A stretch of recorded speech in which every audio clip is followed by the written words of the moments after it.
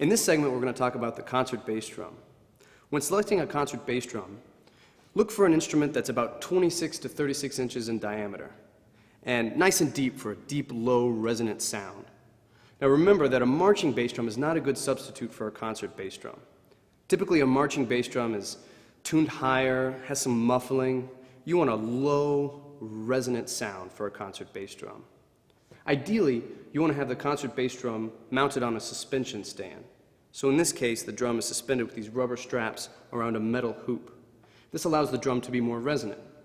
Also, typically, a suspension stand will allow you to tilt the drum, which is important, especially when you're doing two-handed playing. Before we talk about tuning the bass drum, let's talk about a couple of maintenance issues. You want to regularly check the heads to make sure there's no dents or scratches or holes, and if there are, you need to replace the head. Remember that over the course of time, a drum head doesn't sound as good as it once did. So if your bass drum isn't as deep and resonant as it was, maybe changing the heads is a good solution. You also want to regularly check these rubber straps on the suspension stand because they can get dry and break over time. If the straps don't go all the way around the drum, you need to replace them because if there's only a few straps on the drum, then it'll wobble and be difficult to play.